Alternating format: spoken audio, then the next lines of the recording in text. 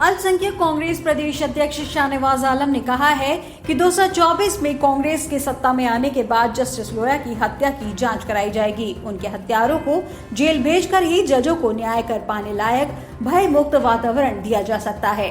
गौरतलब है कि आज ही के दिन 2014 में जस्टिस लोया संदिग्ध हालत में मृत पाए गए थे, जिसे उनके परिजनों ने हत्या बताकर जांच की मांग की थी, लेकिन सरकार ने जांच से इनकार कर दिया था। इस पर शाहनवाज आलम कहते हैं कि जस्टिस लोया अपनी हत्या के समय सोहराबुद्दीन शेख फर्जी मुठभेड़ कांड की सुनवाई कर रहे थे, जिसमें अमित शाह मुख्य अभियुक्त थे।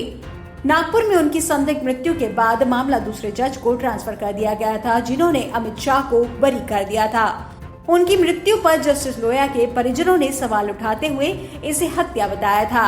उनका यह भी दावा था कि मृत्यु के पहले उन्हें अमित शाह के पक्ष में फैसला देने के एवज में 100 करोड़ रिश्वत की पेशकश की गई थी। आगे कांग्रेस नेता ने कहा कि तब कांग्रेस नेता राहुल गांधी के नेतृत्व में 15 विपक्षी दलों के नेताओं ने तत्कालीन राष्ट्रपति रामनाथ कोविंद से मुलाकात कर इस मामले की उच्च स्तरीय जांच की मांग की थी, लेकिन मोदी सरकार ने जांच नहीं कराई थी। आखिर में शाहनवाज आलम कहते हैं कि कांग्रेस की सरकार बनते ही इस मामले में निष्पक्ष जांच कराकर हत्यारों को जेल भेजा जाएगा, क्योंकि पूरा देश जानता है कि जस्टिस लोया की हत्या उसी ने कराई थी जिसने गुजरात के भाजपा नेता हरीन पांड्या की हत्या कराई थी। देखिए, 2014 में जिन परिस्थितियों में जस्टिस लोया की डेथ हुई थी, उस पे उनके परिजनों ने ही सवाल उठाया था और कहा था कि ये मृत्यु नहीं है, ये हत्या है। उस समय सोहराबुद्दीन केस की वो सुनवाई कर रहे थे, जिसमें अमित शाह मुख्य अभियुक्त थे, और उनके परिजनों का कहना था कि उनको 100 करोड़ रुपए का ब्राइब ऑफर किया गया था अमित शाह के पक्ष में फैसला देने की। अब ये ऐसे सवाल थे जिसका अगर जांच हुआ होता तो सच्चाई सामने आती। सरकार ने जांच नहीं करवाया।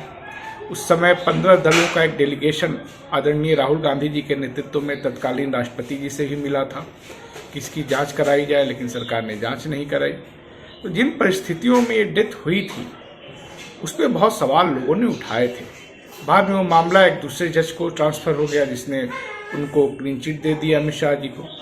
ऐसा एक आम धारणा है कि हरीन पांड्या की हत्या और जस्टिस लोया की हत्या एक ही व्यक्ति ने की। एक ही जो मॉडस ऑपरेंडी था अपराधियों का, वो एक ही था, कॉमन था।